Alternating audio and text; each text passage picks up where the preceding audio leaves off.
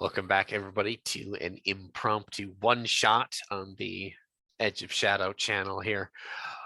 We go to the Isle of Heikawa in the outer world of Arklinar.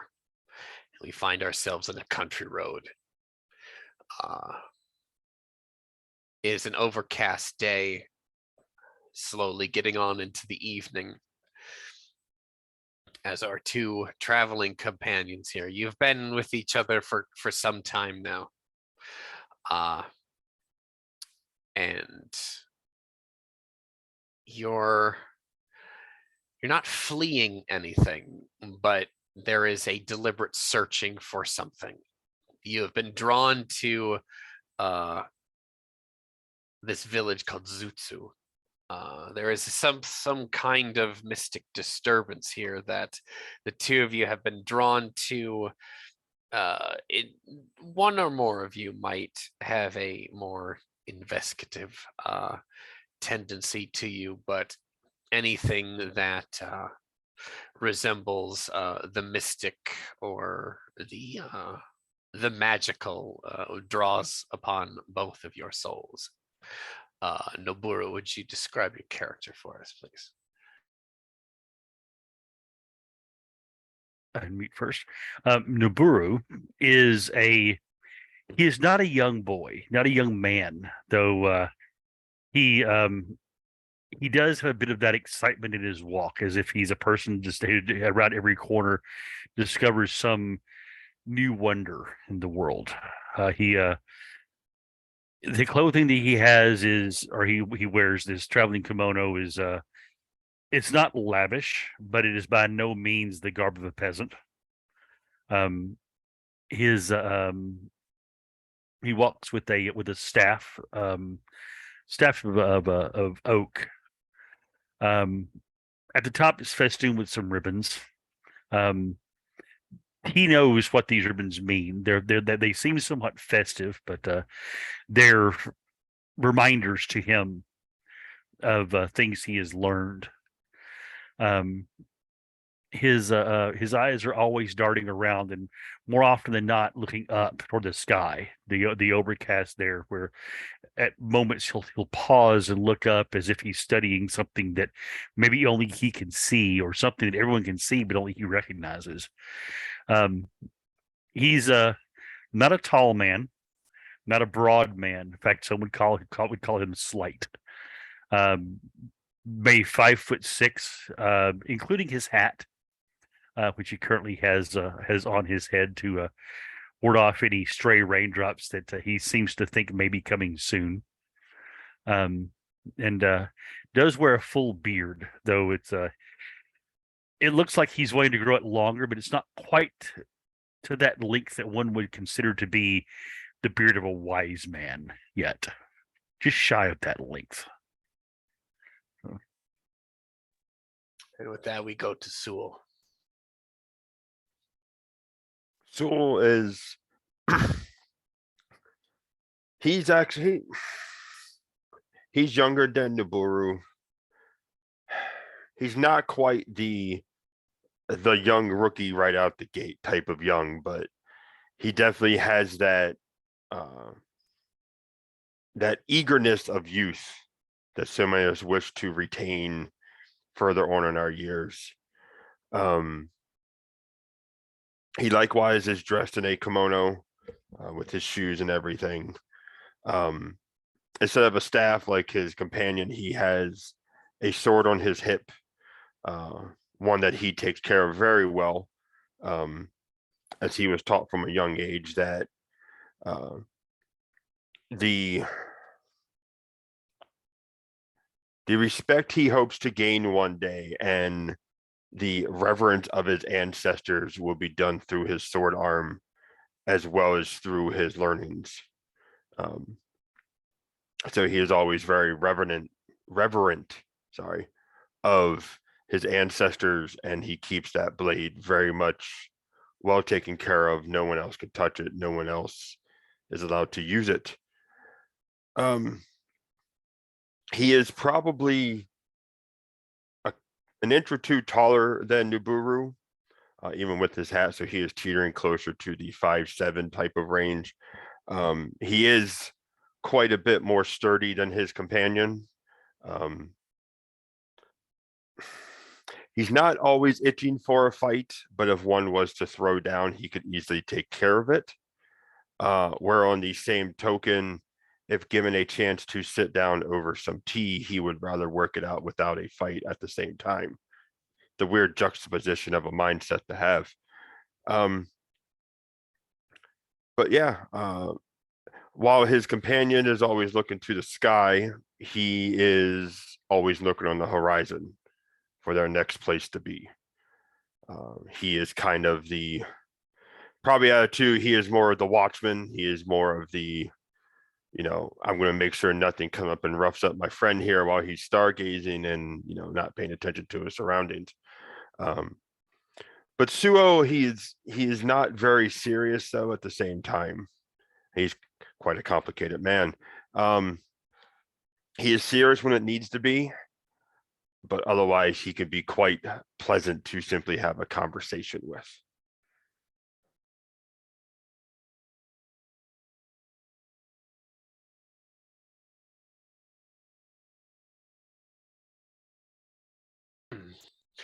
All right, with that, the two of you come upon a torii gate just off to the side, leading up to a shrine here in the at the foothills of the mountains. Actually, off to your right, this torii gate is obviously it was once painted a bright red, but the elements have reclaimed quite a bit of the lumber, flaking the paint and the lacquer off, revealing kind of a mottled red, brown, gray of the timbers there. The wood itself is very much intact, but the glamour is being chipped away with time and the wind and sometimes the brief sand that is struck up from the nearby coastline. Beyond the torii gate is a kind of a gully, a low basin festooned with violet hydrangea flowers that kind of bathes the scene with that vibrant color. As we're getting late into the afternoon, you pass this shrine, unless you guys wish to pay your respects to the kami in this shrine. Well, one should always take the opportunity to pay respects to the local kami. At least, light a bit of incense for them. As Naburo is unsolicited as he speaks to Suo about this, almost as if he's instructing him. He says, even though this shrine doesn't look to be well taken care of, the kami here would probably be upset if we didn't at least stop for a moment.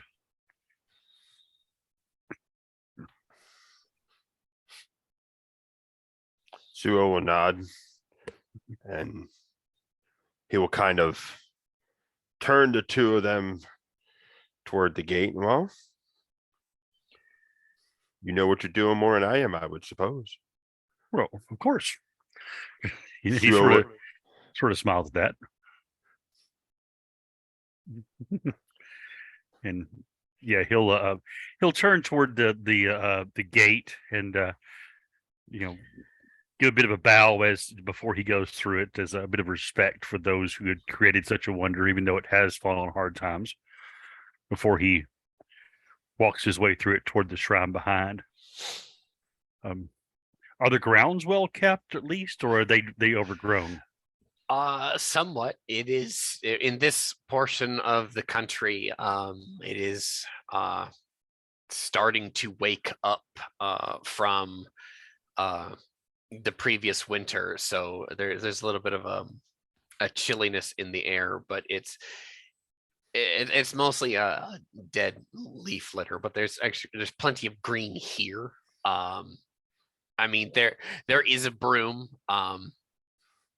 leaning against what seems to be kind of like some sort of a small building that's got the door like half hanging open. You see that there's like a few like gardening supplies, a rake, a shovel, a broom in there. So maybe the groundskeeper has not been here in maybe a few chains. We don't know, but it's not entirely abandoned. There's it just hasn't seen upkeep in maybe a short while. Okay. To answer your question, with that, upon seeing the broom, now is the shrine? Is it just an idol with a small awning over it, or is it like a gazebo type, or does it have a interior basically? It is a moderately sized, like an octagonal gazebo type structure that has a few headstones in there that are polished almost to a mirror-like finish, and a statue of something, a kami that is almost designed in a way that's like, well, if this was actually a being, like these limbs, these appendages, these fingers, they don't seem to go together. And there's almost like an artistic flair in there, like the artist possibly saw something in a fever dream perhaps, and they tried to replicate what they saw in stone. Okay. And think of something that you're seeing it in front of you, but you can't. No earthly word can describe. Well, obviously, this kami is a powerful thing. Its head is somewhat triangular and trapezoidal, shaped with a single eye in the center of it, and there's some characteristics of the willow tree and the oak leaf on there, but also basalt and stone, so they're like an elemental type thing. Okay, so I would think it would be a kami that's somehow associated with Earth, probably. Earth, the wilderness, some nature spirit of some kind, but something about the willow trees and obviously about the shrine here kind of give you a sense of there is some aspects of the wind and rain in here as well. Is something possibly something you've only heard of once, but an omni elemental of some form or fashion. Okay.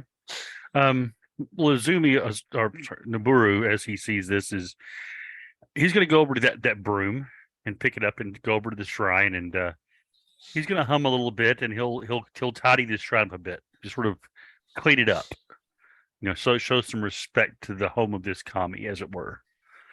So, okay.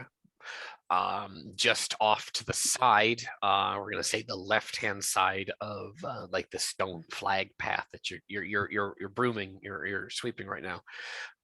There is there's a kind of an outbuilding type structure that's got two posts, and then above it, it's got the bronze bell with the pull rope, and obviously the offering box behind that. With this, in fact, this offering box is a clay basin that's almost think of an hourglass shape, but more. I said hourglass because that obviously has that two bulge kind of thing to it. It's wider at the top than it is at the bottom. It's more like an hourglass shaped basin with an enormous top. Or like like a font. It's more like a font. Excuse me, that's the word I'm looking for. And within this font, there's obviously a bunch of rainwater and some some pink flowering blossom are in the water there, and you see some silver coinage at the bottom. You do see one single gold coin down there, but these obviously these are offerings for the kami here.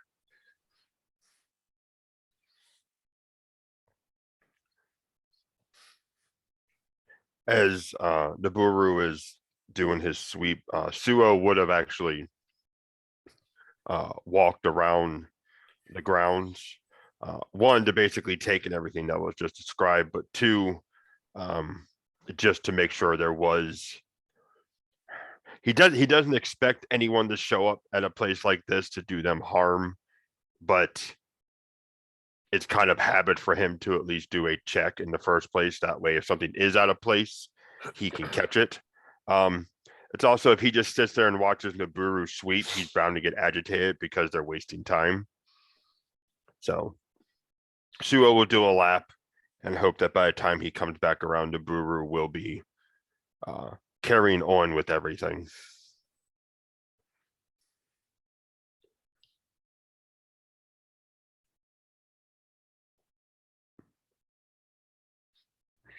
Yeah. Naburo will. He's not going to sweep the entire place, just for the path leading into the shrine.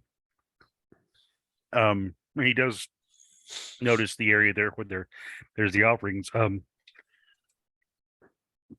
assuming the offerings are all pretty simple things. Yeah, they're pretty simple. Okay. There is there's coins, there's flowers. Someone has a well-used a dagger there that this actually has a silver edge to it, not like it was like a bronze dagger for fighting or anything, but it more or less a physical implement that is an offering. It's obviously it could be used as a weapon. It's not very good. Yeah. It's obviously more of a votive type thing than an actual. More or less, yes. It's okay. It's a ceremonial dagger made of silver. Yes. Okay. Well, once he's done with his sweeping, he'll head back over and he'll put the broom inside the little shed there, and close the door securely, just in case some rain comes along and he doesn't want anything to get messed up. But he's going to walk over to the little offering area, and he's going to settle down in front of it, apply a bit of paper and his ink and his. I'm assuming it would probably be like a bamboo stylus or quill, effectively. You don't have any ink. You have a charcoal stick that's actually towards its end. That'll work. He'll use that. He'll actually write out a little haiku on the paper. The haiku he'll write out is "Forgotten evening, a precious obscure stone sings beyond the willow," and he'll place that on the devotive offering, saying, "Nice. Thank you for watching over this bit of road. I bid you good eve." And he'll stand up, bow, and then bow to the statue, and then head over to Suo. You didn't ring the bell. Well, he'll ring the bell. And nor did you clap. Well, I don't know these things. You're supposed to ring the bell, clap, and then bow. That's how you pay respects at a Shinto shrine.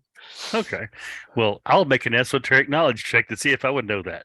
Do it. Okay. First die roll of the evening. Let's see. Esoteric knowledge, a 3. That's a 12. Yeah, you know that. Yeah, you know. Okay, so he does the proper way of doing things. Okay. Oh. And then he'll go meet Suo, and he'll say, I hope it's pleased. You never know.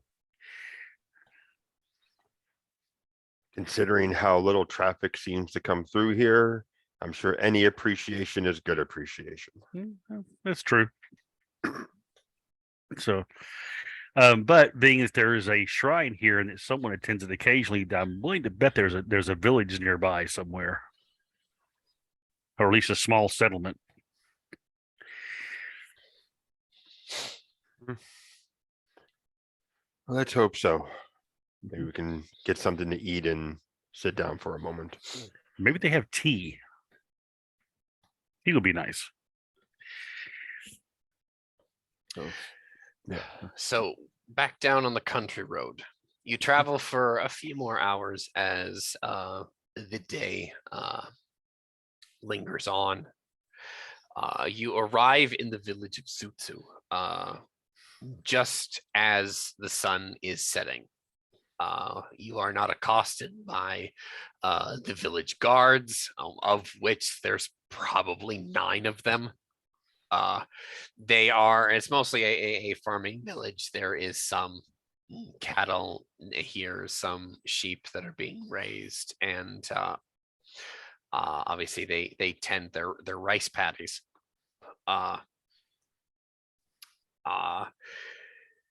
You find yourselves in your travels. You've gone for some time, and you find yourself wanting to get away from the city. The bustling of city life is too chaotic for an artistic mind, and both of you feel the draw of nature, the draw of the spirit world, and a small village like this seems to be an ideal place for you to regain some of your mystic sight that you feel that has been lost. After having tea with the local tea merchant who runs the inn here, you make a few contacts, and the two of you are given a village hovel up above the village proper on what seems to be like a small bluff that is actually near to, but obviously it's the next peak from the shrine that you'd paid respects at. We're going to fast forward the clock 3 days now. 3 days prior, you actually see the hydrangeas blooming there. In Noburu, you find yourself connecting more so with the wind and the kami of the reawakening spring season here, and actually find yourself very eager to test yourself against these elemental and spiritual forces here. Suo, you have found a place here that you can overlook the village in a quiet place, as well as the coastline. Some 10 miles away you can find, and if you sit in a certain spot on a specific stone, you can have a perfect view of the sunset here, and you meditate, and you can find yourself in almost a past life like trance to see your ancestors that had gone before you, the many martial artists that have gone down through the countless centuries. You've been here. This is the evening of the 3rd day. You sit down at your evening meal of rice, fish, steamed fish, and eel that you have you've yourself have caught and cooked for yourself. The day before, you were able to strike a bargain with a local charcoal merchant to have charcoal delivered to you on a weekly basis. And this is where the strangeness begins. The two of you bed down for the evening of the 3rd day. Who goes to sleep first? Let's have a brief soliloquy of the wind down and getting into bed, we'll say. Most likely to Burrow will be the first in bed, just because. He has a nightly ritual where he goes out and he He looks to the sky, scans the horizon, says a few prayers to the sky, the spirits of the sky, and the spirits of the earth around him, just sort of asking them to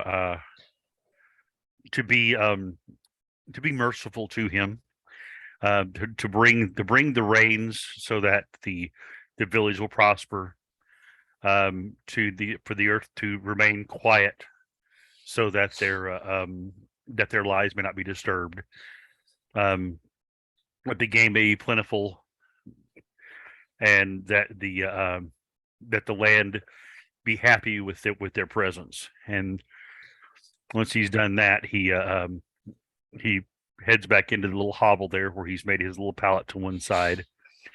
And he'll put a small amount of tea on, just sort of a not like a tea to like put him out to sleep, but a soothing tea, something just before bedtime, which he'll then drink just before laying down. So, trying to put himself in a positive frame of mind to slip into the bonds of sleep. Okay.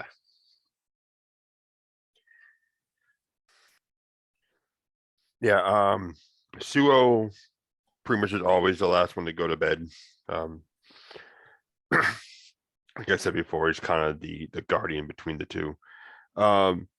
Most of his night ritual, though, is he does enjoy watching the sunset, especially ever since finding that one particular spot. So when they go down to bed every night, even though he hasn't used it for a couple of days, he always checks over that blade, makes sure it's as pristine as it was the day before. And then he probably will meditate for a couple minutes, or 10-15 minutes, whatnot, basically doing the whole like ancestry in his head, thanking the ancestors for keeping him alive this long, thanking the ancestors for, getting him to where he has been, thanking the ancestors for the knowledges he has gained in his short life. And then he's pretty much kind of practical after that. I mean, he kind of just, when it's time for him to actually go to bed, he'll just kind of just go to bed. He doesn't really have a nighttime drink or anything like that. He tends to not eat after their last normal meal, because he learned that if he eats too late, he can't go to bed at all. So he tends to stay away from anything once supper is actually done.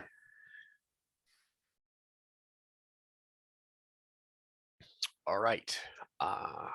The two of you drift off into the lands of Morpheus. There is an interminable amount of losing consciousness. So you did, in fact, fall asleep. But seemingly so, you're immediately back awake again.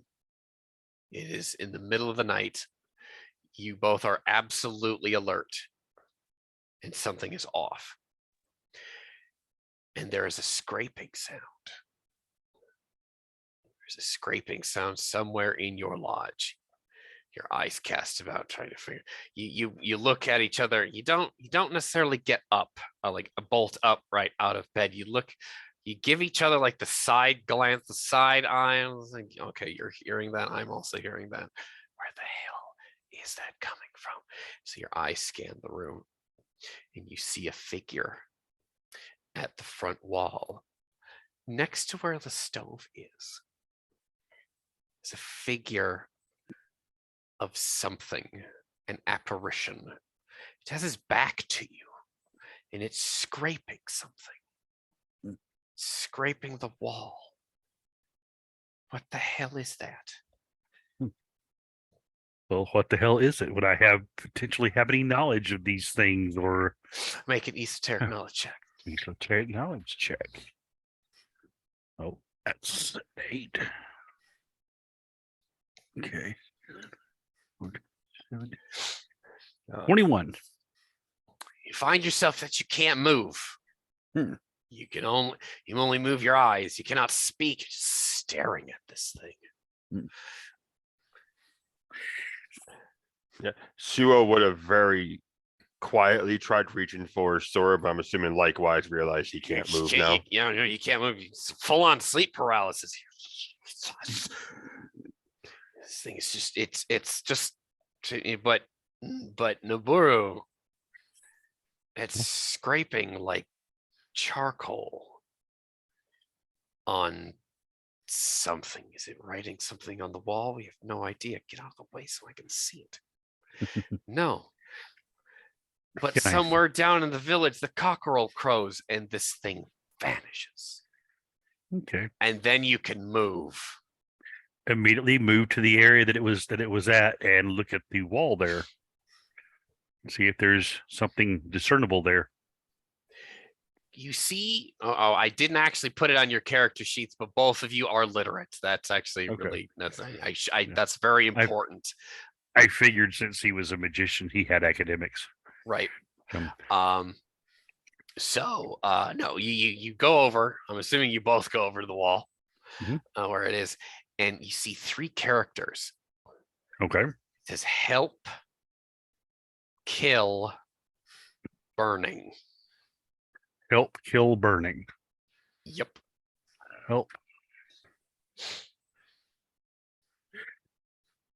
Does their arrangement That's just mean anything? no, just that. Three letters. Okay, or three characters. Side by side. Okay. They're not like in a triangle. In vertical, how you'd read it is top to bottom. Yeah, top to bottom. Yeah. Burning. Yes. Okay. Which is obviously terrible grammar, but yeah. Well, it's yeah.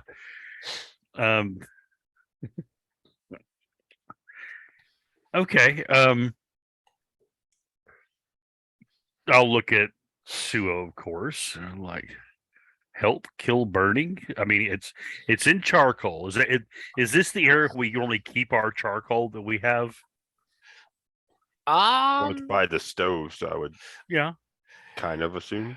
Well, the charcoal that you have there, obviously, you need to go outside and get more. It's in the shed, Right. but you can't bring some in, but there's none there. Coincidentally, there's no such thing as a coincidence. But where yes, the charcoal is usually kept by the stove, but right now, today, there's not any. Okay. No. Huh. So the first thing that I think does look to Suo and like look at that. It's like there's no charcoal here. This thing just vanished. It didn't take any. It didn't. I mean, did it have charcoal that vanished with it, or is this something else? So Suo's gonna look outside real quick. I'm assuming the rest of the village looks okay. Yeah, the rest of the village looks just like the village as normal. Yeah, you're standing there out on your front porch, and you hear a pheasant, a male pheasant, crow, and then beat its wings somewhere off in the woods there. But honestly, it looks gorgeous up here. There's this low mist is actually really pretty, kind of like my green picture here, but there's a lake there. But yeah, and there's no smoke columns anywhere, right? Aside from the blacksmith who's probably just starting his shit up for today, no out of the normal, like there's no village that's on fire. No, everything seems pretty great, pretty fantastic. It's a gorgeous view. Suo will like he kind of just like poked his head out, like looked around, like what the hell? And he'll go back in. There's nothing burning, Noburu. I'm wondering, this is a very nice location for a home. I'm now suspicious why it was empty before we came. Maybe we should ask around about the past owners what happened to them. And he looks at the charcoal scratchings, He says, and maybe actually speak to the charcoal merchant as well. I'm wondering if possibly some of the charcoal. I would like to know where he gets the wood for his charcoal, because it could be that he's getting it from somewhere that's associated with some kami of some type, and that kami is not happy. Thus, the help, kill, burning. Kill could stand in for stop, maybe wanting someone to stop burning. Or, of course, as many kami can be occasionally, maybe this kami wants us to kill the person doing the burning, or wants us to help burning. I'm not sure which, but we have things to investigate, I believe. I'll make us some tea. You and your tea. It's good for you. Good for circulation.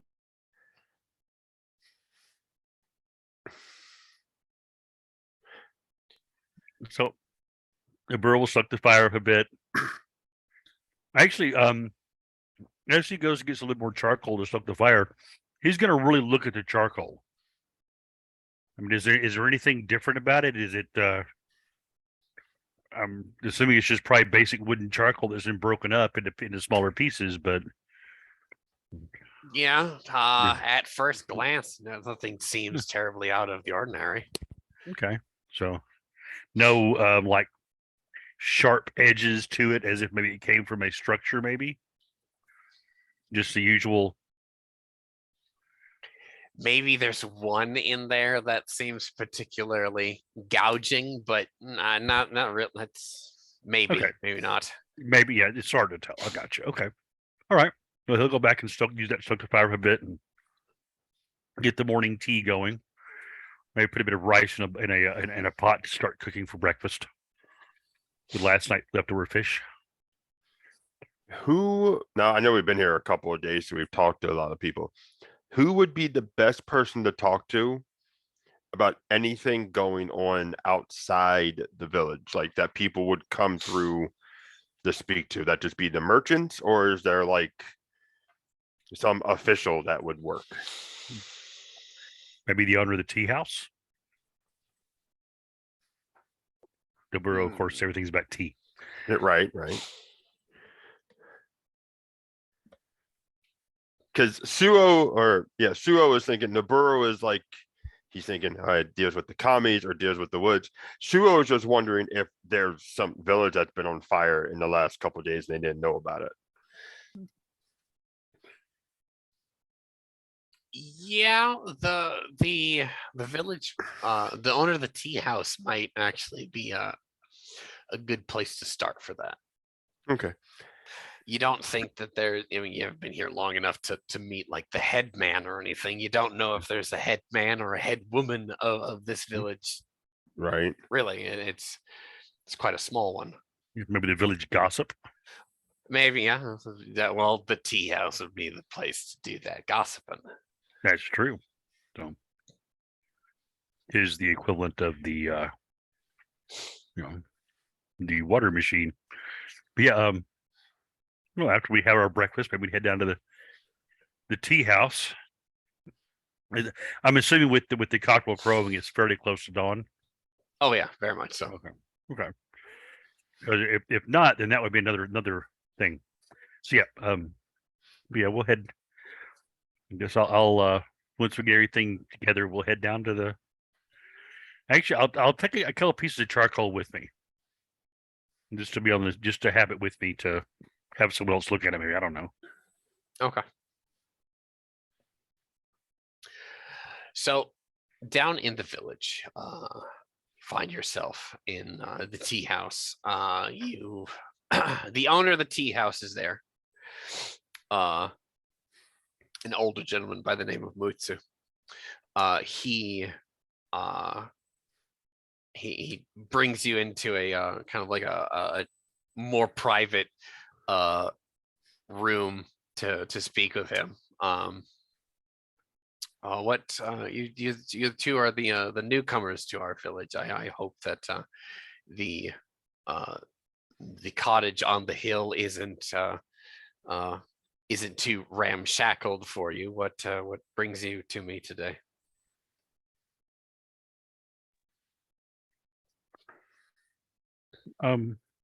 Questions. Many questions. I would like to know if you know the history of that home. It's such a beautiful place. I'm surprised no one else has claimed it. I've been living in this village for all of my life, and people have been in and out of it. We've not heard any ill things. What is your concern?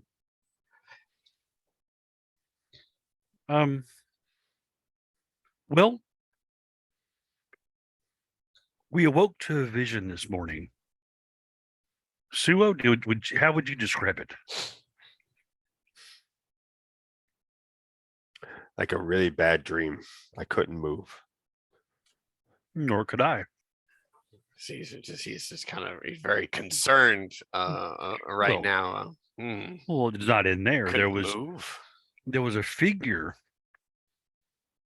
by the stove, Oh. scratching at the wall. Ooh. Its back was to us. It was not looking at us. It was definitely a figure of something. In the dim light, we couldn't quite make it out.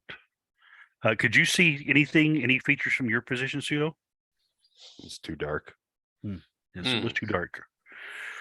And as we lay there, our eyes darting about the room, looking for things, our bodies refusing our commands to move, or even to speak for that matter, this thing just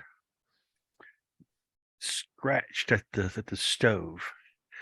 And then we heard the cockerel crow, and almost as if it vanished from our minds and our eyes, and then our bodies could move. Ooh. That's why I was asking you about that the house there. Is it known to be haunted? Is there bad energies up there? His eyes get a little bit wide. Not to my knowledge. He's a little bit uncomfortable now, this old man. He's like, no one said anything about that. Whom would we speak to in the village who might know anything about that? Do you know? Do you have a person of that that deals with those sorts of things? A priest, maybe, that possibly tends the nearby shrine? Oh, we don't have any priests in this village. We draw lots from time to time to see who goes up and tends the shrine, and we sweep and prune some of the plants when they get too unruly, and we come back down. So everyone takes care of the shrine here. I was so hoping a priest might be nearby. They could shed light upon what this was. I'm wondering, and he'll reach into his kimono and pull out one of the small pieces of charcoal. Do you know where the charcoal merchant by chance gets his charcoal around here? Does he make it himself, or does he pay someone else to do it for him? Oh no, he and his wife make the charcoal. They go off into the woods and they cut a few branches off of some of the larger trees. They don't fell any trees. They don't have the equivalent to fell great monstrous trees to do this. They're very conscious of it. They small batches, and then they make the charcoal that way. So no, it comes from the groves around here. They don't. And he makes a point to say this thing. They don't go get trees from around the shrine. No, it's from the woodland behind your home. No. Oh, okay. That definitely alleviates some of my concern. I was afraid they might not know that you're not supposed to take trees and burn it from the area of a shrine. But I think I might go speak with them. Yeah, I think you should. Okay. Be careful though. They are in a time of mourning. Their daughter recently disappeared. She disappeared? Yeah, she disappeared. This poor thing was training to be a shrine maiden in a neighboring village that has a proper temple, not like our poor village. And she would take a horse from here to there to do her studies, and she disappeared one day. Us in the village think that she ran away. Hmm. I wonder if those things are related. Hmm. What do you think, Suo?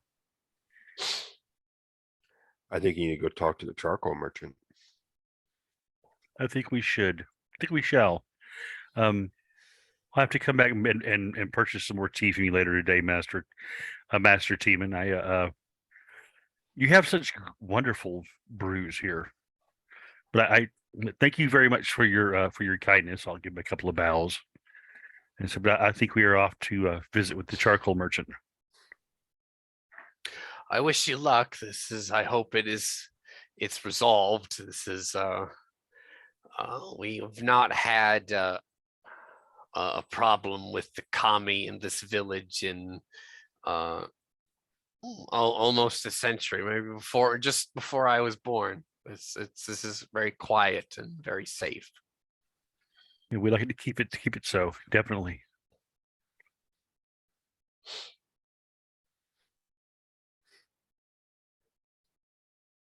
And I'm assuming we leave and go talk to the charcoal merchant.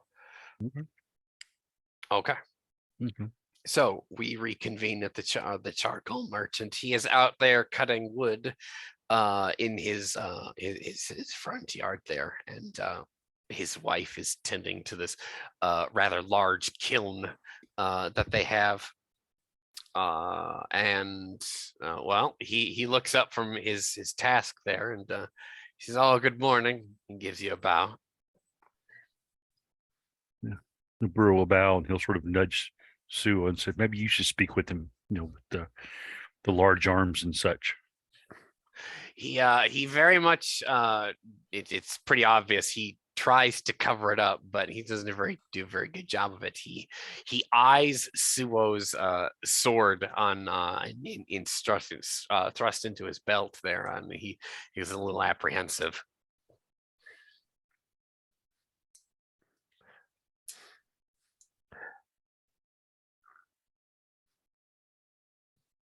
Actually, hold on. Would he have done that? Yeah, actually would have.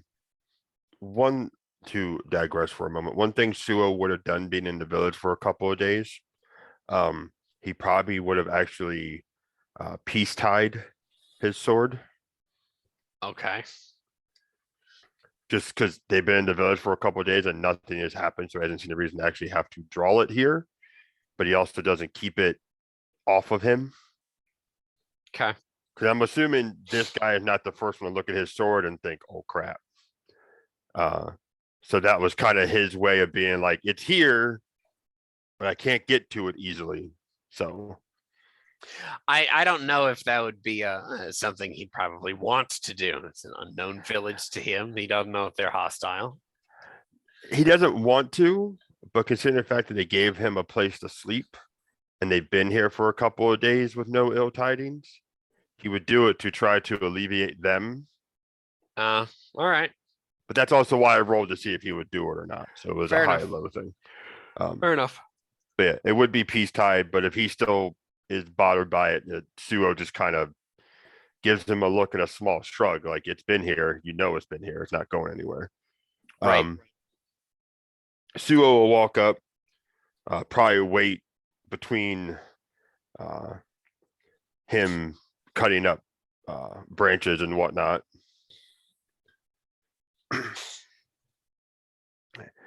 And have you had any particular issues with the wood you've gotten of late? He sets his axe down. He says, no, not such. Why do you ask? Well, a couple of things happened this morning.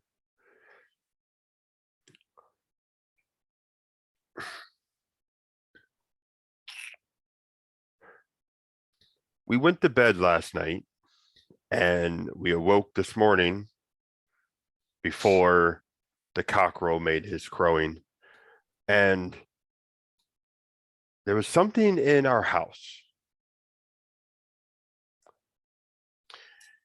And Just yeah, trust me, I had that same look. I found I could not move, but we could hear it scratching.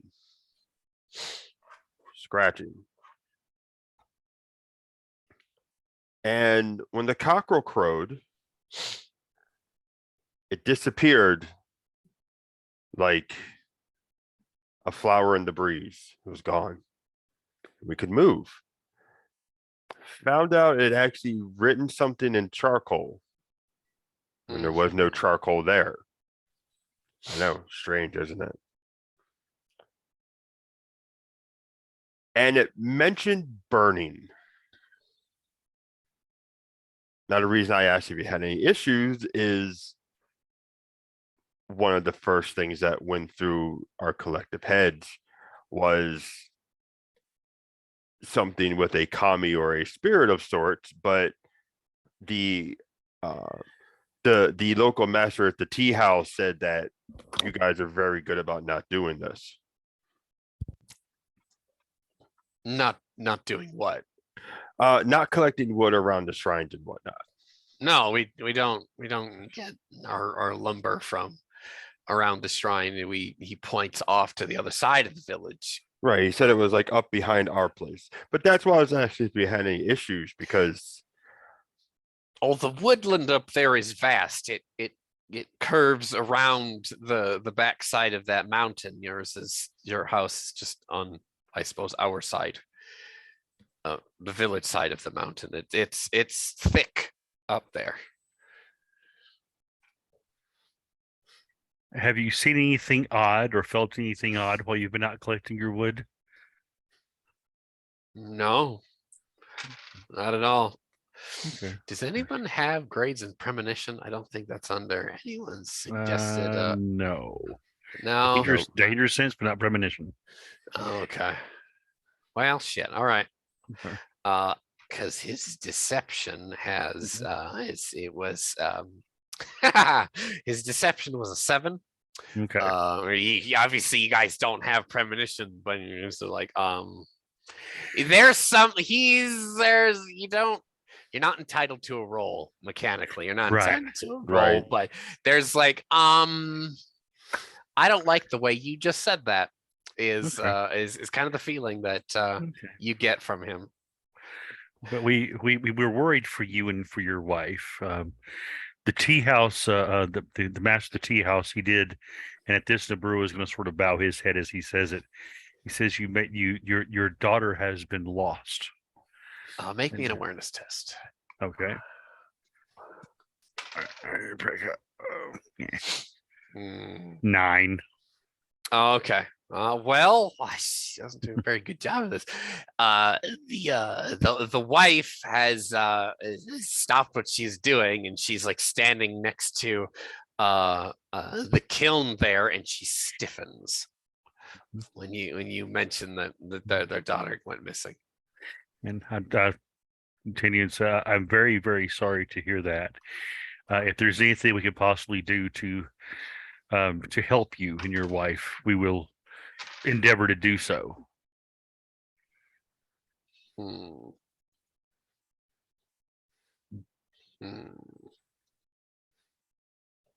The obviously the husband of this couple just bows to you. He says, "Thank you for your assistance, but I think we'll be all right. We've made our paid our respects to the kami, and we've sent her into the next life. Hopefully in her next life she will complete her training as a shrine maiden and do her parents proud in the next life." May she definitely do so. So once you are done at some point today, would you by chance have time to take us to where you've been collecting your wood recently? We just like to look around. I will be busy for much of today, but I don't think I'll have time to take anyone else into the woods. I only go once a day here. Okay. I think you went early this morning before the sun rose. Yes. Uh, Maybe he answered a little bit too quickly. I'll look at Suo Yeah. with that. You Okay. said it was told that you tend to go behind our house, correct? Up in that area of the woods because it's on our side. I have not gone up onto the bluff in some months, but I have gone to where not to your home, but around that area in the past.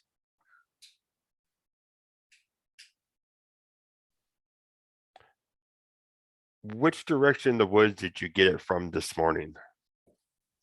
He points off behind his home, which is kind of like if your house faces faces west, so you can actually watch the sunset there. If you guys are oriented, if you guys are facing his home, he's actually facing the bluff. He will be pointing north east, but he'd be pointing east by northeast, so not directly towards your guys' house, but you can start to see there's the woods actually wraps around that bluff, because I actually took the forest path and I went down that lane, went up, I scaled the cliff up. Thank you. Suo will give a bow. Yeah, same thing. We don't want to disturb you any further. Thank you very much, and I hope you have a wonderful day today. He bows to you, and his wife goes inside very quickly. Step a bit away, like heading back in toward the tea house, and I'll look over Suo. I think there's something afoot there. I don't know what, but did you notice the wife stiffen when I mentioned the daughter? I did, but most would probably just put it up to how soon the event happened. It could be. Having some strangers mention her daughter may have given her a shock. Poor thing. But I still want to go see where he got this from. I think so too. I think we might be able to find our way, at least look in the areas that he's talked about, that he's harvested wood before, and see if there's anything there. Okay. So, if you follow, say, all the main thoroughfare of the village, if you ask one of the guards in going in that direction, you ask him, like, where does the charcoal merchant normally, what's his normal work route? And these guards will tell you, well, yeah, he really goes up over here. But you see that those two rocks there, you can actually follow the deer path up. Oh, okay, you guys go up there, and you find that's kind of some rough terrain, and you get yourselves up onto this bluff that is not necessarily near your guys' house, but adjacent to it on the same peak. Get up there into the woods. You find this path, which seems pretty relatively well worn. There are stone pilings nearby. Obviously, like people would stack stones up on top of each other, and I mean, like a stone lantern that someone could place a candle in or something. But there is a kind of a rundown type, like an abandoned like log cutters encampment here. Like it could possibly have been a lumber mill of some kind, but nature has obviously repossessed that portion of the woods. And you will find, I will make you roll for wild lore, because it's obvious, it's pretty obvious here that there is new cuttings of lumber here. There's maybe a small grove of bamboo there that also could be harvested. This has some relative frequent traffic here. There's no litter, obviously, but there's obviously signs of people passing through, gathering, harvesting, whatever, and then leaving. But this place has kind of this really eerie, dead calm here. I will leave you in this scene to do with what you wish.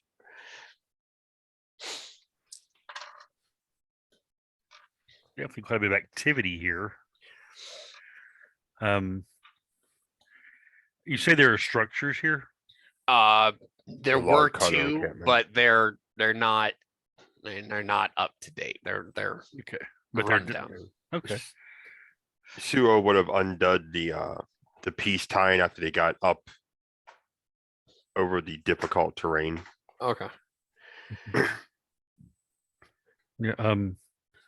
The Burrow is going to look around. He's going to check out the structures there to see if there's any like any markings on them that maybe someone had like marked the the doorpost for like the camp owner's name or something like that, possibly, or anything of that nature, or named had like a name of camp with a lintel above the door, maybe. Oh, that's all been rotted away and gone. Okay, so it's been here for a very long time. Okay. Very. Okay. Suo will actually go to one of the buildings. Okay. Whichever one's closer. It's a collapsed in shed. Is there any burn marks, scorch marks, char marks? Probably at one time. It's mostly moss here. Okay.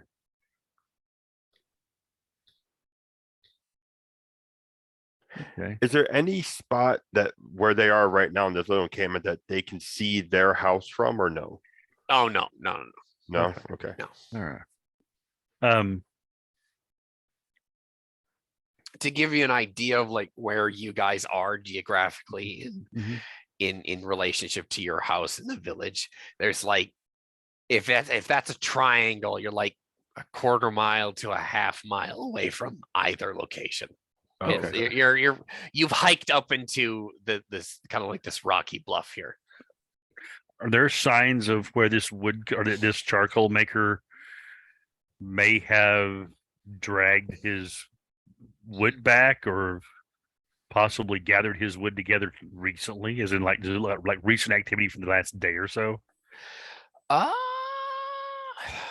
Seems like a really weird Perhaps. place to have to come up and get wood for charcoal, honestly. Yeah. Yep. It's quite a long way. Quite a difficult way. Well, he doesn't want to go upset the kami, so he's got to go out of his way. No, that's true. Yeah. We don't know these people. We've only lived with them for 3 days. So, is there anything odd about the trees and such in the area? The wild lore, esoteric knowledge lore to get that out, or something like that. Maybe? What exactly are you looking for? Basically, does this place? It might be awareness. I don't know. Does this place give me the sense that it has a spirit that's here? Maybe I don't. That's not actually the proper word to say it.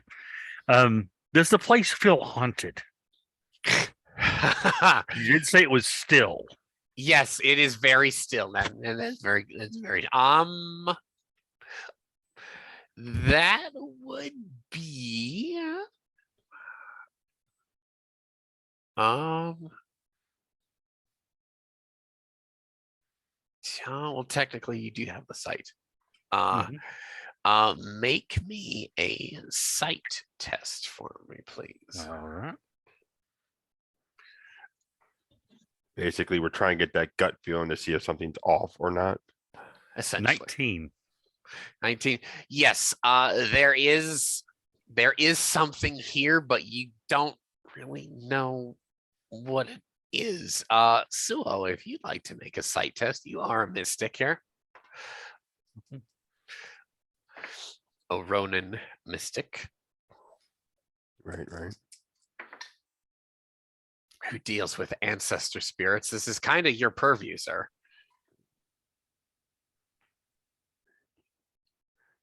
9 scores, +2. 9, yes, is a +2 modifier. Yeah, so 20. 20, yes.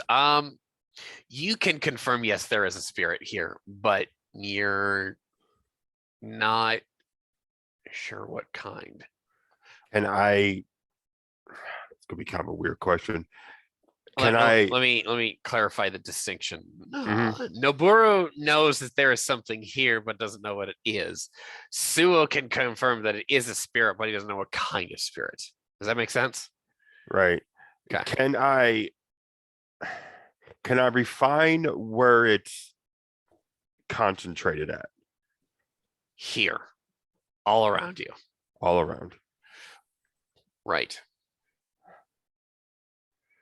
Oh, so look back at Noboru. Well, there's definitely something here. Could you maybe do a ritual to speak with it? To see if it would give you information or speak to us? I'm assuming there's a big enough empty area that I could like clear away the leaves and such. So I have bare ground. You could. Yeah, you could. Yeah. So yeah, no, Suo will do that. He'll like kick away the leaves and stuff. So he actually has just bare flat ground, like no knots, no roots or anything. So I will assist him. and the reason he's doing it because he's actually going to kneel down and he's going to put his sword in front of him. And then I don't know how to actually describe what he essentially wants to do is he wants to ask his ancestor to help him parlay with whatever ancestor or spirit is here. Okay. And I can do I don't know how to actually put that into words mechanically, but that's what he's going to try to do it with. And then I'll give you a ritual check. Essentially you're asking your ancestor spirit to intercede for you with another entity. Yes. That's pretty much exactly what you need to do, or what you need to say. But you can make a ritual test there. Okay. It'll cost you a spell point to attempt to make that that contact there. Okay.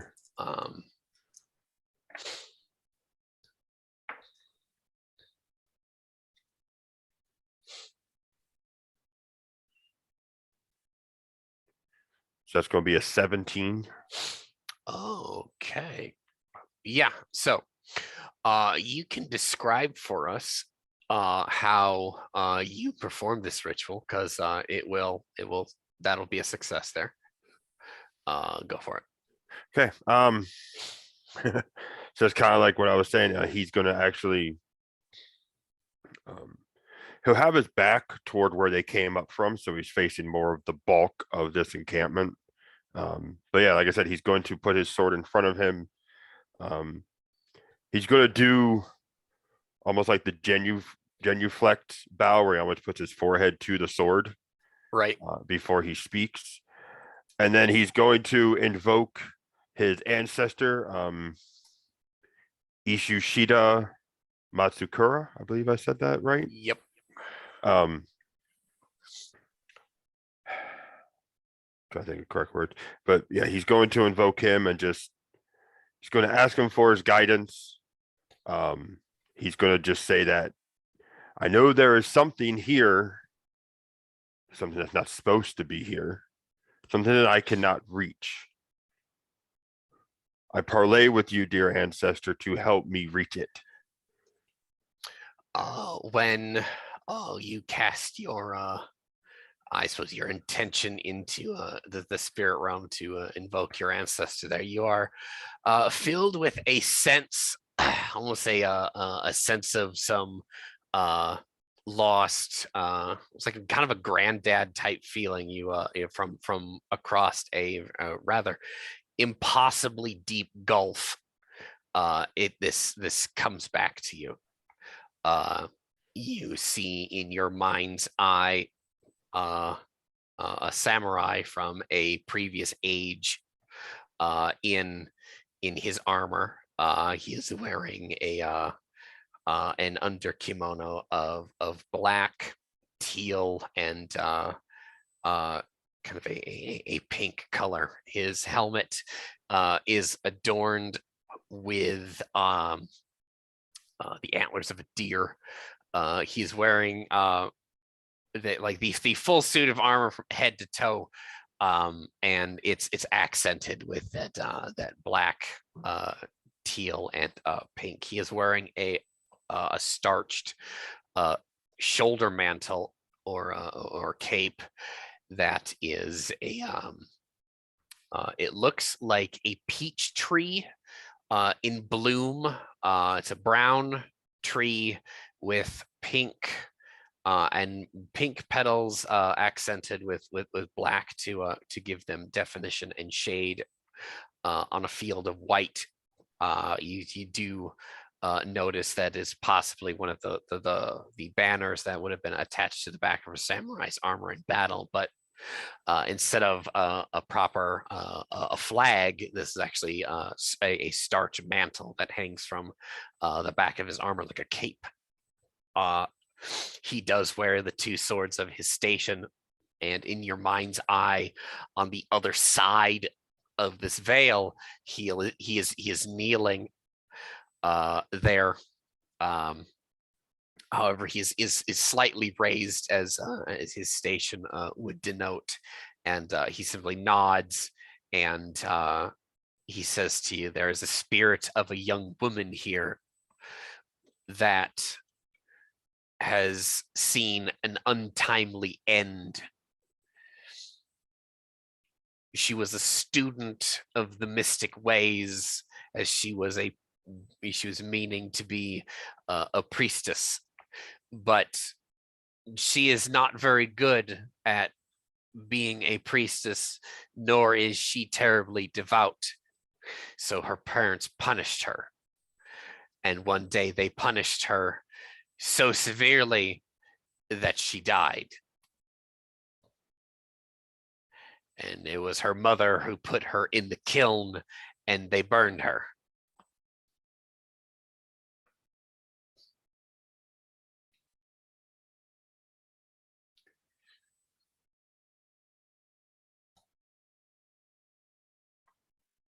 A little bit of a trigger warning. I apologize for that. And obviously, this ancestor is just simply telling you how. Right. I'm assuming I can't talk back or anything. This is just being told to me. This is a telepathic conversation. Right. Obviously, if you want some of this to show up on your face, Noburu knows some shit just went down. But I'm gonna turn this over to you.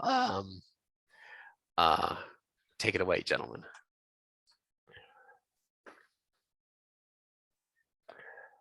As soon as Suo gets released from this, he's actually going to almost like face plant, just because he gets released from it. And he's going to catch himself. He's going to look right at Noburu. You sure you want to know this answer? By the look on your face, I should say no, but I feel compelled to say yes.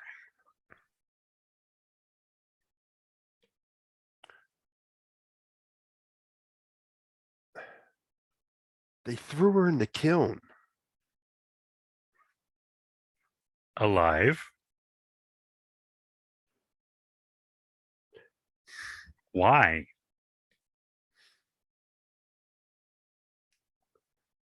And Suo was like trying to find the words to do this properly because he's about to hit like one of those like rage type moments because there's a freaking child.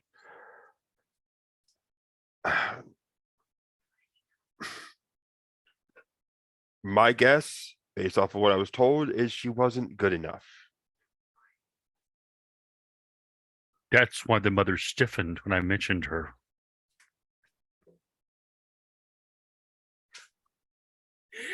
I assume that her spirit calls out for vengeance. I wasn't told anything about that, but I think we know now what help kill burning was. She came to us for help.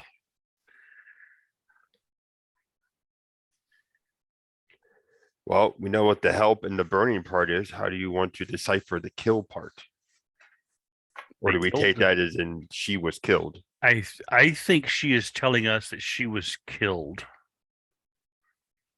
That I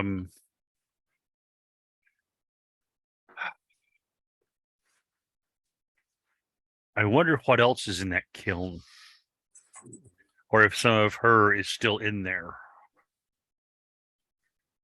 And her body was most definitely not put to rest properly. Thus, she wanders. And this will just get worse if we don't intervene soon enough.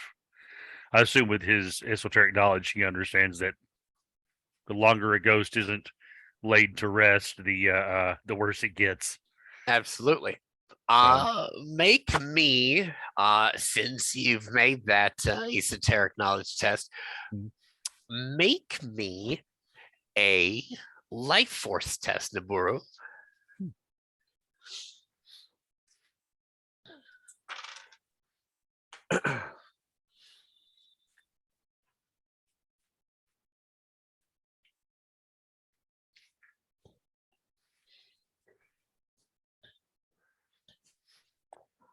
By the way, it probably goes without saying, when Suo does stand up and he has a sword in hand, his hands are shaking.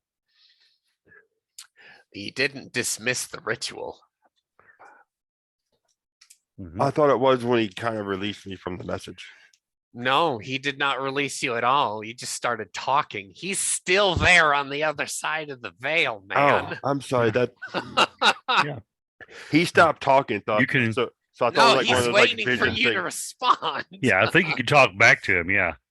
Telepathically, yes. Right. Okay. So my bad. My bad. We'll step back for a second. So he's still there. But, right. He kind of side glance told that to Naburu. Then, he'll concentrate and he'll look at his ancestor out there, and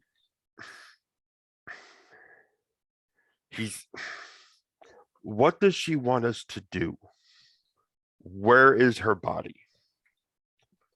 Does she know? He simply replies, she demands vengeance.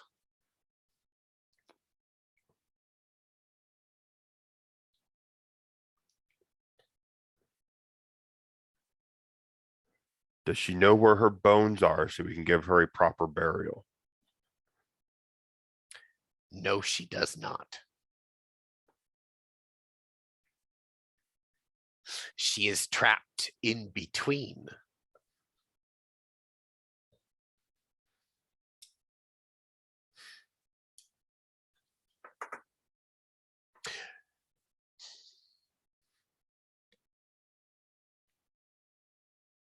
Try to think of a way to word that hasn't already been repeated.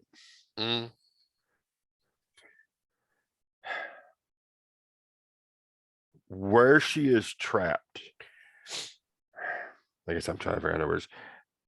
After she was put in the kiln, did she feel herself moved again?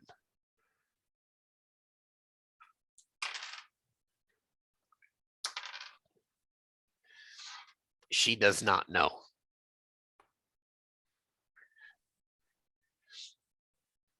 I can't stay for much longer here. I will let you go. Thank you for the help. Make me a conditioning test here. Conditioning. Right.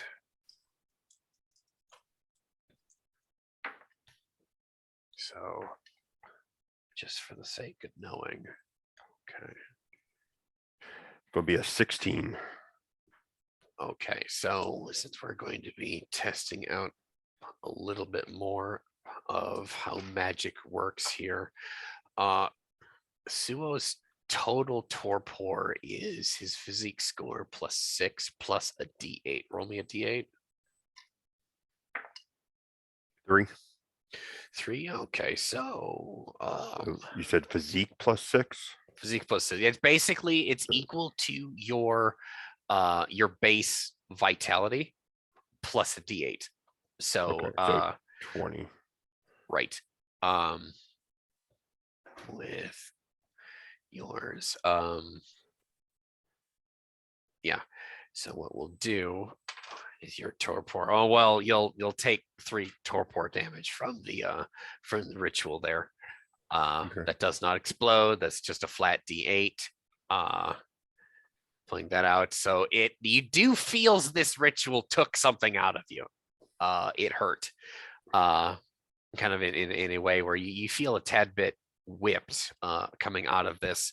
But when you bow, he bows not necessarily equally to you, but he inclines his head, and the connection between you and your ancestor fades there.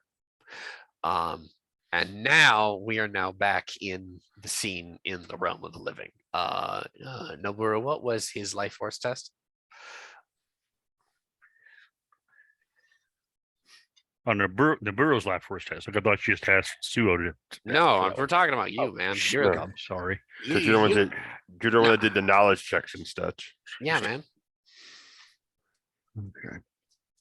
It's actually pretty decent. It's a 26. Oh, okay. Exploded. One of the 8s exploded twice. You're going to take 4 temporary corruption as you realize that the charcoal that you brought with you is one of her tibia bones. Oh, okay. That's the one that looks slightly gougy. Uh-huh. I am going to take that very respectfully, take out one of my pieces of paper. I'm going to lay it down, place her bone in the center of it. I am going to get on my knees and bow over it, and I am going to say, I am sorry that I have touched your part of your mortal body. But since I am carrying it now, I will then fold that paper over it, making it like a little packet. I do swear that once I have brought those who brought you low to justice, that I will make sure that this is buried with the proper respect of an aspiring young shrine maiden. Okay. And he's going to take that piece of paper once it's folded up with this, and he's going to actually put it back into his kimono in a place where they'll take care of it until this is over. Now, being as most moon folk do subscribe to the Shinto-esque animism of the spirit world, you feel really gross. Yes. But oh shit, I gotta do this. Oh my god. He doesn't feel happy about having that on him, but at the same time, he's also thinking to himself, this is a young girl, and for me to just bury this somewhere that's not sanctified and such would be like leaving a child alone in the woods. Essentially. So he's basically You're not happy about her, it, but you're gonna do it. We're gonna take you with us and take care of you, but essentially, without saying it this way, we're gonna get rid of you as soon as possible. Yeah. Be nice about it, but you gotta go, kid. Exactly. So, and I will look at Suo and I'll say, I think we have at least some of her body to bury, but I think we need to confront the woodcutter. But I don't think we, being newcomers, are the ones who need to do this. I think we need to go to the equivalent of the village headmaster and hope he's not the woodcutter. No, it's that's the acting head man is the owner of the tea shop. So do we definitely, in that case, we need to go to speak to with Mutsu at the tea house and show him what we found and what we've learned. If we need to bring him here, could you I don't know. I don't know if it's within your power, but could you possibly have your ancestors speak and testify for her to the headmaster? I don't know if that's possible. You couldn't see him last time, could you? I didn't see him. No.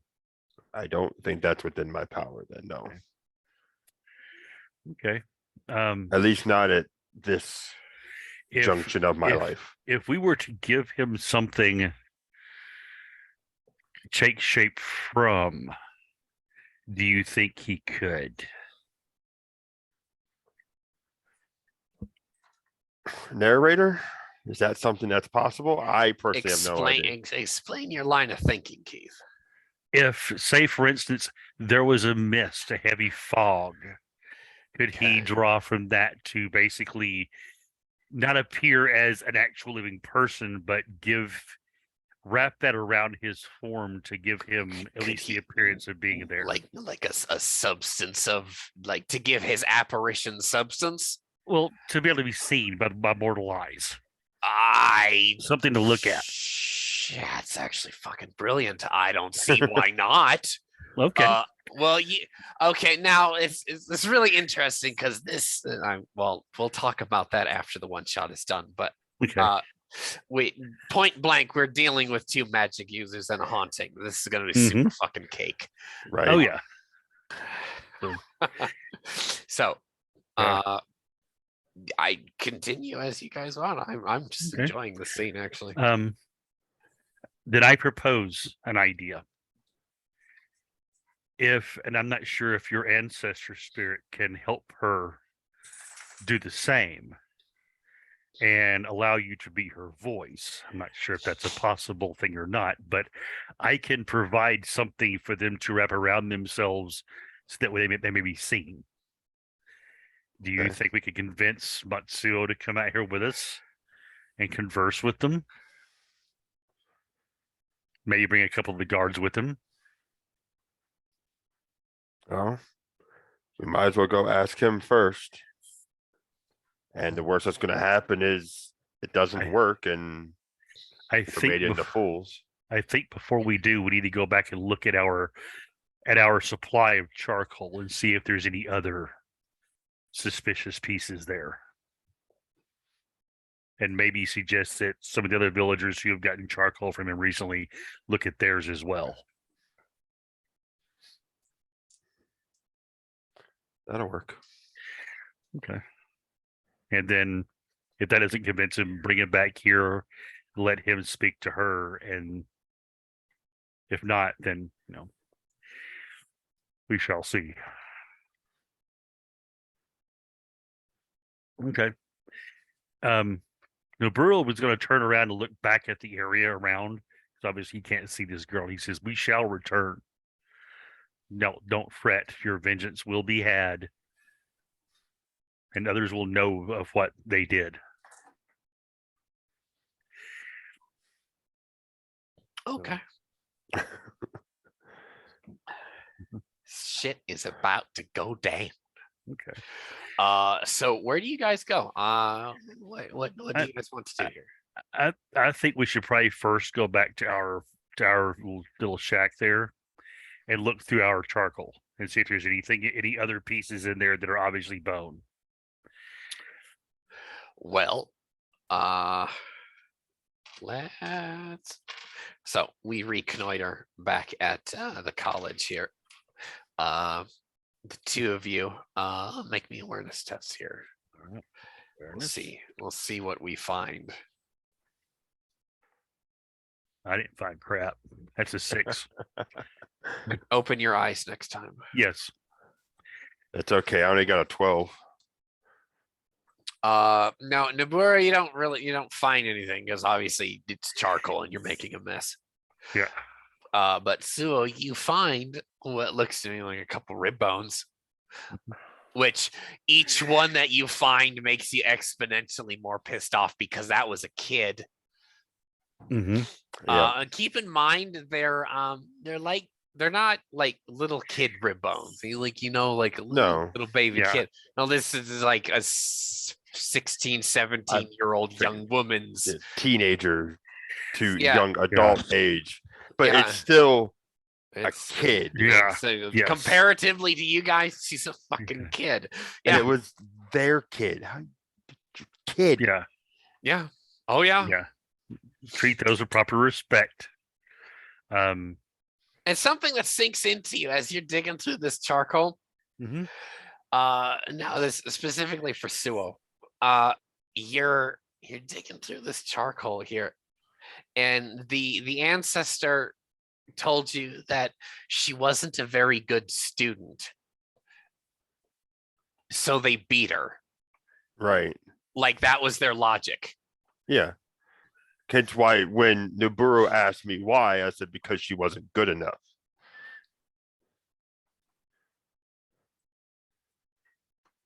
She wanted to be a shrine maiden, but she found out she wasn't very good at it, but she still wanted to be it. So like, you go, kid. And the parents were like, "Oh, you kind of suck at this." You can't bring So- dishonor by doing a crappy job. Yeah, essentially. So I think that Yeah, with and 2 rib bones of what I have, we probably should take that down to Matsu which or Mutsu. after seeing Noburo do that with the paper, Suo would have been grabbing them with like pieces of paper when he found them because touching the bones, Right. very, very not good to do. You don't want to corrupt yourself. Yeah, no, Nabura, you're feeling kind of. Mhm. Life was kind of great, but now there is a despicable amount of evil in it. And the scales must be balanced. So yes, I say we take this down to Matsu and present this to him and see what he, being the headmaster of the village or the acting headmaster of the village, see if he wishes to confront them directly with him and his guards, or if he, what he thinks. So we reconnoiter in the tea house. How do you guys want to go about this? I'm gonna let you guys take care of this. I'm gonna go Okay. on mute. You go for it. Okay. Hold on. I actually need you for a second there, brother. All right. When we walked to the tea house, Right. was the charcoal maker and his wife still outside? Or Oh, are no. they at the tea house? Oh no, they are in there. You assume they're home because they're not outside. Okay. And when we get to the tea house, we're not inside the tea house? No. Okay. The village, the tea house is kind of, it's not hopping tonight, but it's there's some business going on here. It ain't quiet. Right. Suo's going to look at Noburo. I think we need to ask him to have a talk in that same room that we did this morning. I think so. Yes, I agree. The private interview room. Yes. And Suo will go up to him. He'll go up to him this time and he'll simply say, "We need to talk behind closed doors." How do you say that to him? Calmly, but with like that serious tone of like, "I have something important to tell you, but it can't be publicly known." Okay. So you're being direct. Yes. Hey. It's Okay. not like threatening him, like we gotta go fucking talk. No, it's not like that. But it's just like, "Ooh, I have some shit for you. But we gotta talk, and we gotta do it outside of range of the patrons. So he just like looks at you really concerned. He's like, "Oh, did you find the? Oh, come on." He takes you. He tells his wife to go take care of the rest of the people in the tea house, and as soon as he gets you guys inside seated, he actually closes the door and he lowers his voice. He gets on a cushion near you guys, and what he does, he's like, "Do we need tea?" Nabur will Is- probably Is- enjoy is- tea. Is this going to We- need tea? We will need tea and also something that a cloth or something that you don't mind losing. Oh. He looks really concerned at you. Oh, Naburo has a very serious look on his face and also a bit of a sadness to his look. He goes, I'll get some sake. That would be probably better. Okay. And he goes out. He's gone for about 10 minutes. Okay. He brings in some sake. It's warm. He puts everything on there, and he puts this like towel out like between the two of you, but off to the side. And he puts his hand. He sits on his cushion. He puts his hand in his lap. He goes, all right. What's going on? Naburo, Oh, you go sorry, ahead. You go ahead. I was Listen gonna to- say, whoever has the bones, Suo will take them and he will Yeah. look at the team and say, "Don't touch these," and he'll lay them out on that towel. Exactly. What are these? Remember that young lady who disappeared? And he will look down at the bones. No. Yes. Unfortunately, yes. What happened to her?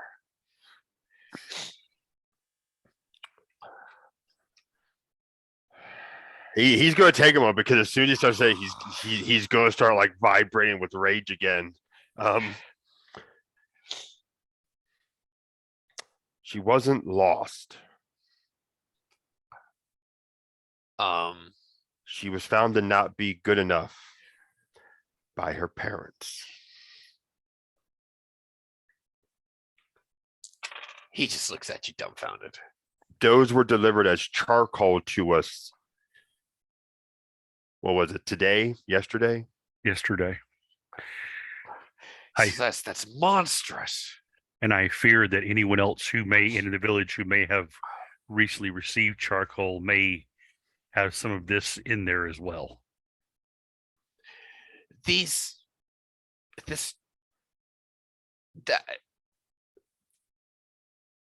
Bones. Yes. He points to them. They're he just doesn't say anything. He just Yeah. This man is struck dumb by the monstrousness of the implications of this.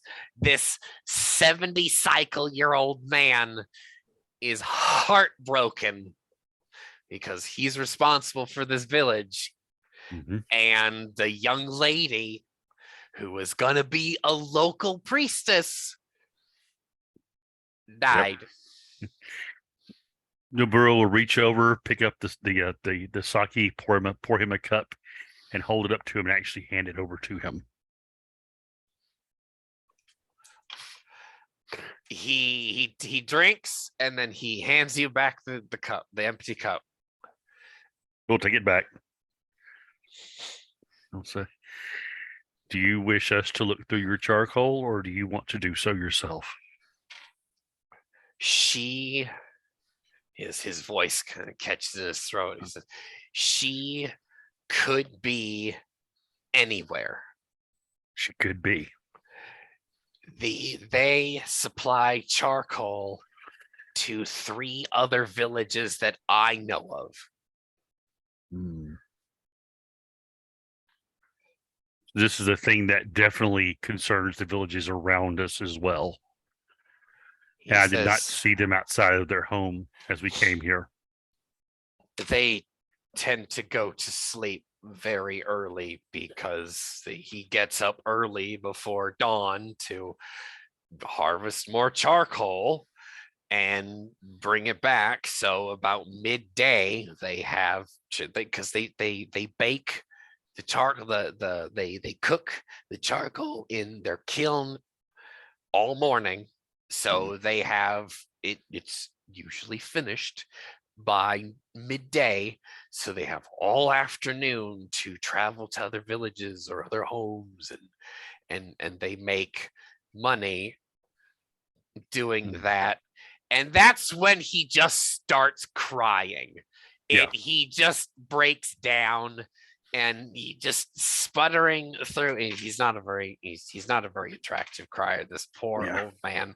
His heart is breaking in front of you, and you just hear this bit between the sobs. He says the local samurai that sees over this area needs to be informed. And the girl will bow very deeply, and he'll say, "Consider it done. Where may we find him? And can you put guards on the woodcutter's house while we do?" He'll do that. He won't arrest them, but he'll make sure that they have supervision, essentially. Okay, make sure they don't run off is the main thing, right? Okay. With that, where may we find the local samurai? He's actually going to send a runner out this evening to a nearby village. That's just a few hours down the road, and he's actually going to send them out tonight. I would behoove him to send out runners to the other villages that get charcoal delivered. Yes. And I don't know how they can do this, but find a way to discreetly go through charcoal or have the people search their charcoal for anything unusual, but not to touch it with their bare hands. That's going to create an awful large amount of suspicion. Should we just be honest? Would you rather everyone within 3 villages touching a dead girl's bones?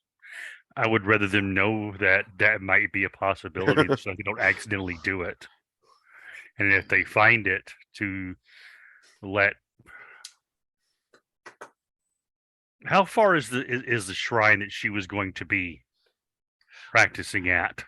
Well, she just explains the one with the violet hydrangeas just down the road. Oh, the one we actually came through. Yeah. She was going to be the shrine maiden who took care of that one. But where was she going to for her learning? She was going to a city nearby here that actually has a proper temple. And how long would it take to get there and back? A day or two? A day. Maybe a day and a half. I'll look over at Suo and I'll say, maybe we should go there and take these and bring back an actual priestess. Because there will need to be rites done to make sure that she is properly buried once she has been, as much as possible, brought back together. And I think if I look over at Mutsu and say, and I think it might actually make people a little more comfortable knowing that we are going to get a priestess, so this can be done right. Don't you think? He just nods. Okay.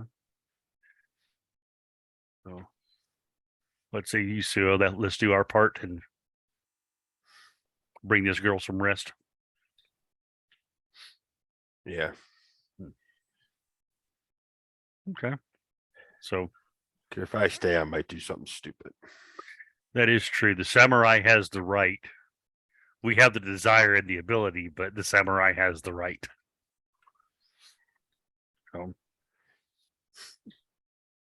And I think the proper blade of justice will allow her soul to rest better. So yes, I think Mutsu, if you would put the word out that we are looking for, I'll say, be honest, we're looking for bones and charcoal. And if any is found, to obviously treat it with the proper care and the proper, but if it can be gathered, if they can be gathered here, maybe not necessarily in your tea house, of course, but somewhere in the village. Put them in the cottage. And put them in the cottage where we're staying at if need be. Yes. We'll provide her a home until it is time. Well, with that, he sends runners out. What do you guys do for about a day and a half, almost 2 days worth of downtime? Travel. Go to the temple, get a priestess, and bring her back. Okay. We'll. I think Nibiru wants to try to do that before the samurai gets to the village, so it's kind of like all coincided. If it What can I'm be, assuming anyway. if it could be done that way, then that'd be great. If not, then we just want to make sure that the actual priestess is summoned. Yeah. We'll say you can go to. It'll take you about 2 days. To get there and back. We'll say you've explained the situation either as delicately or as honestly as you want. I will be honest, at this juncture with the I want to say the fragility of what's at hand, Suo is direct and blunt. Did you bring any bones with you? Probably not. Okay. Just because the fact that I think it'll be disrespectful to just carry her with us now. Right. So Okay. So this actually kind of rips through that temple, because it is a fucking outrage that these people would do that. It's explained to you that she was a nice girl. Yeah, she wasn't very smart, but she was nice. She was described like the way we would say she was kind of a ditz, but she had a good heart, and she was devout. But her parents were very strict, is what all she would say. My parents are very strict, and they never taught her how to read, and she's trying to memorize some of the sutras by memory. And again, she was very smart, but her heart was in the right spot. So She had to work with what she had. So right, exactly, of course. So you're going to bring back 3 priests with you. okay, good. So okay. And we're gonna say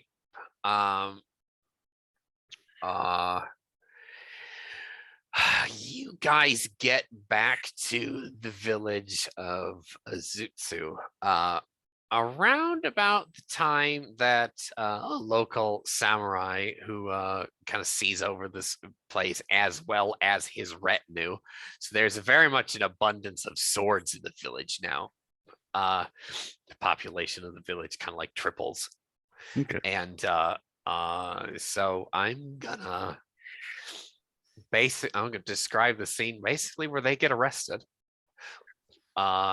This charcoal merchant and his wife are drug out of their house in chains, essentially.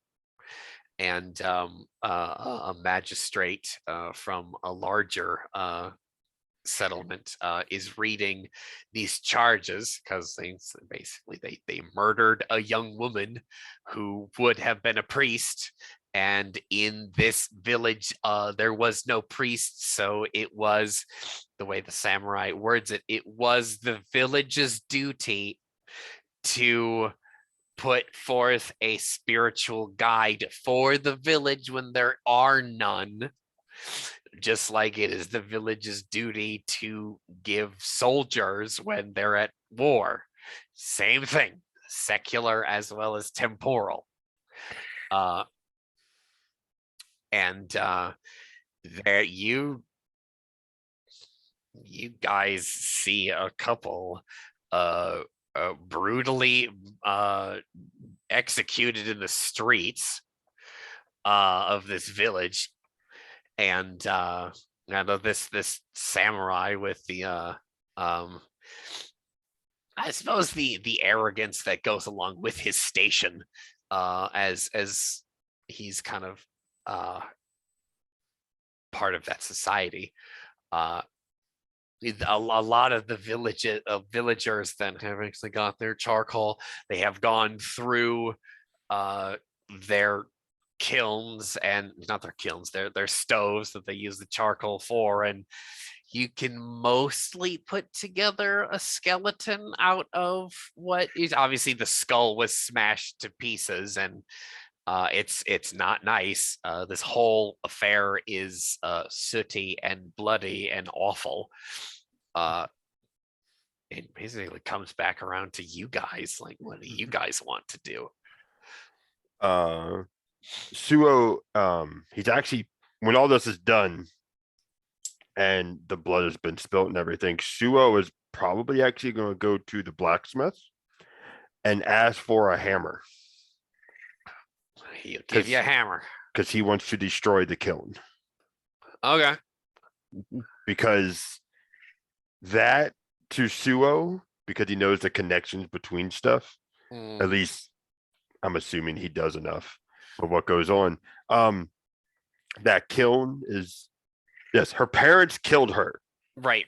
But that kiln was what ultimately killed her. Yeah, the kiln itself is tainted. Yeah. So parents were taken care of, destroyed the kiln. Naburo actually, as he's doing this, is going to ask Suo, do you think you could call her here to witness that? To give her closure?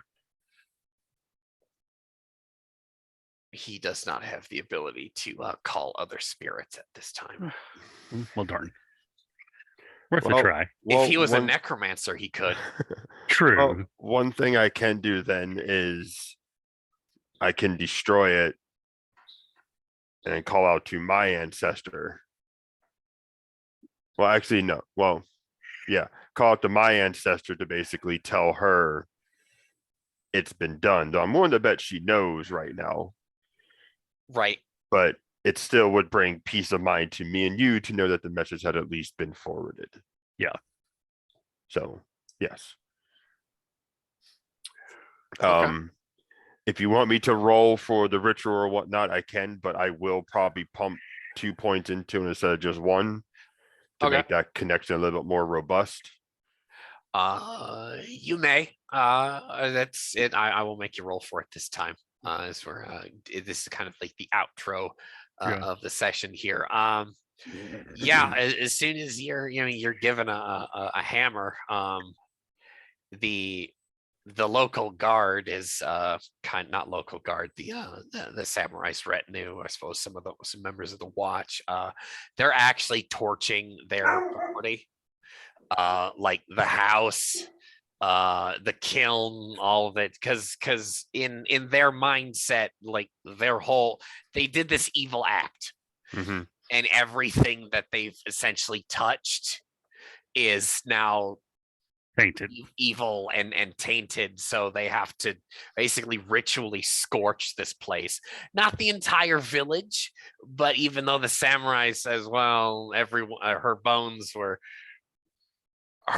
could have been in every stove in this valley.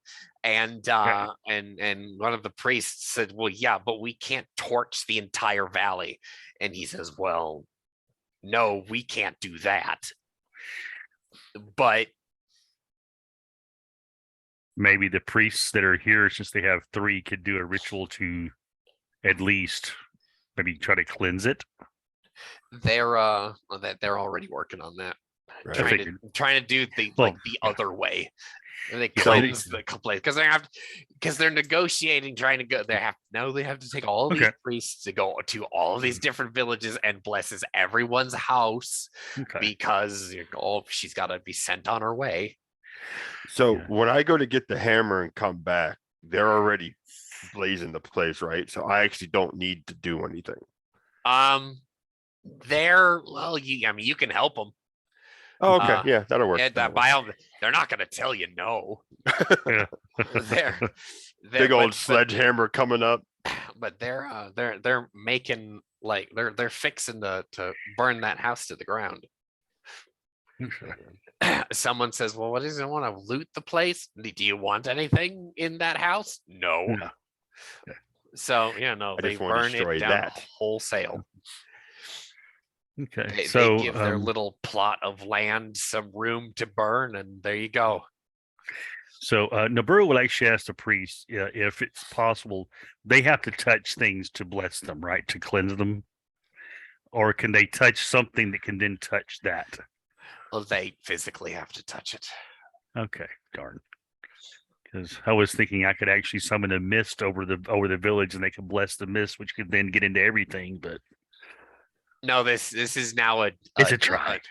It's a thought. it's an endeavor for them now. They have to Okay. go to everything now. Okay. But consider it was a truly heinous act, it's Yeah, that is necessary. true. Yeah, it is Yeah. definitely necessary. But in the aftermath of this whole thing, the samurai basically takes what he needs to from the village. He makes this this basically him seeing over a crime or a murder that had taken place into well, I'm here, so I may as well get the local taxes, and he gets all that shit. And he meets with everyone that he needs to. He has interviews with everyone that he has to. Which he'll inevitably have an interview with you two, which we'll have there. And there's kind of like a temporary a sitting area that's been raised up on cushions for you guys to sit on. And obviously there are other samurai and other guards nearby. That it's you, the headman Mutsu, and right, so it's just the local daimyo. I'm gonna have you guys take it away from here. Okay. Yeah, so Noburu is going to sort of bow his head to the samurai and he is going to say that when this poor child first came to him, that he felt nothing but the desire to help her. Though at first he was fearful, that fear gave way to a resolve, and that he was happy to be a small part of discovering and uncovering this, and that whatever the samurai wishes to make of that, he will be of course, as always, respectful of the law and his word. And he'll sort of bow to him. The headman, or so the master of the tea house, and well, the master of the tea house is now officially made the headman of this village, because they kind of de facto him because he was the oldest there. Congrats on his new station. He explains that you two, well, these two travelers came to us to get away from the city, obvious for lawful reasons. They're not outlaws. He's explaining all these sorts, this and the other thing to them, and he explains his part of this narrative, and how he, when the bones initially were brought to him, he sent out runners, and that's why the local lord was summoned to the village to dispense justice and vengeance to this young woman who should have been our priest, or excuse me, our local priestess. And then he'll bow. Take it away, Suo. Suo will he'll kind of follow suit with the other two, have to kind of collaborate everything. Though he will also talk about essentially his part of it when they went up to the old logger camp, about how he did feel something was there, and he actually will describe his ancestor, being a samurai, the black, teal, and pink with the deer antler helmet, and like the whole, that starch mantle that was more like a cape.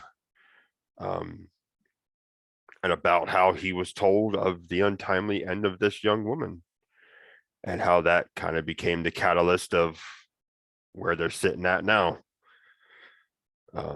He actually, now that justice has been served, he can actually talk about this now and not have like an emotional outburst. He actually is calm in all this, which honestly kind of surprised himself because he figured it still would have incited rage every time. But it just goes to show that when it's taken care of, you think about it differently. Obviously, this local daimyo is not pleased about what happened, but he thanks you as sincerely as you would think a local lord would, for bringing this to him. He regrets that this village does not have a priestess that can see over them as a spiritual leader, because you guys have begun to realize this village is kind of out of the way. It's kind of like on the end of a fief, like right out on the end. It's kind of the last one on the road, and not a whole lot of extravagant or interesting things happen here. But he gives you guys a short bow in thanks for bringing this to him, and you're dismissed. You guys are going around to much of the other villagers, and obviously there's tears, and people are distraught about, well, these are our neighbors. Well, they were supposed to be nice people. No. And I was like, and one of the ladies of the village is, oh, the charcoal merchant's wife was a very sweet lady. Oh no. And some of the older gals in this village are like, oh no, she's the evil one, because he just did things to do his job. She was the one who was just evil to her daughter, and then just the shit flies. So you have all this negativity going around in the aftermath of all this. They gather up the bones the best they can a few days later, and they will take her to that shrine where she was supposed to be seeing over, and they actually bury her within the grounds of that shrine, and in hopes that the kami will watch over her and she could possibly go to rest there, and maybe she could in spirit be a force within this shrine to see over things. But as the closing on this session comes to an end, the house lights begin to dim on our stage. The two of you return to your cabin on the bluff overlooking this village. Suo, would you give us a soliloquy?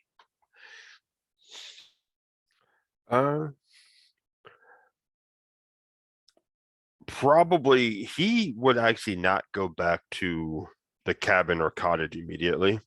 After all this went down and amongst the villagers and everyone's kind of finally dispersed, he would have actually found that that spot to sit at, and he probably would sit there until it actually got dark.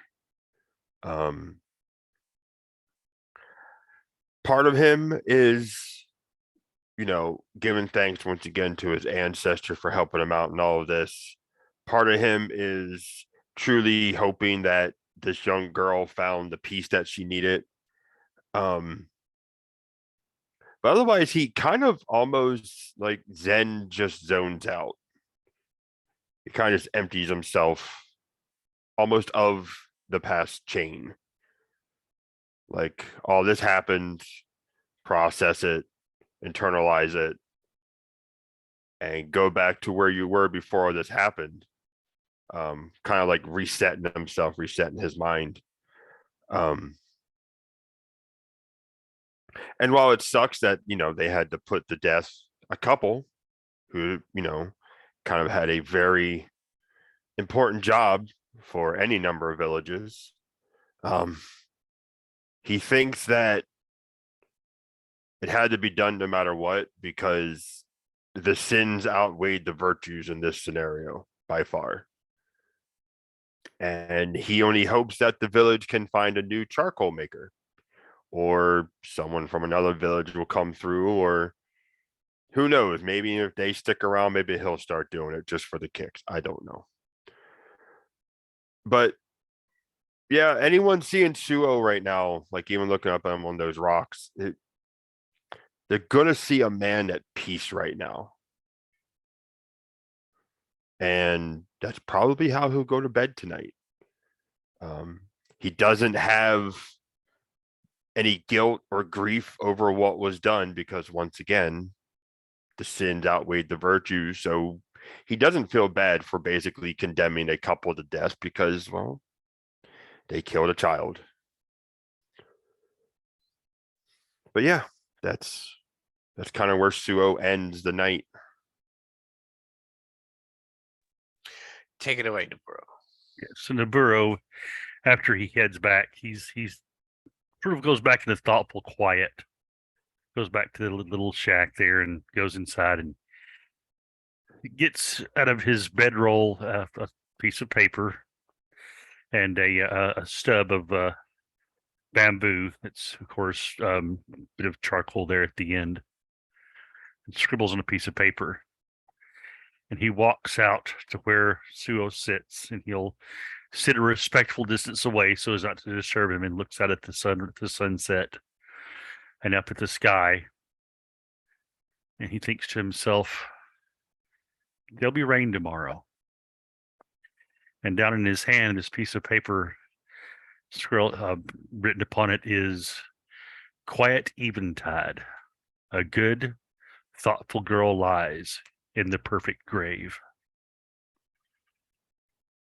As the sun sets. And with that, the stage curtains will close on our one-shot session, The Haunting of Zutsu Village. Thank you for tuning in, everybody. We'll be back.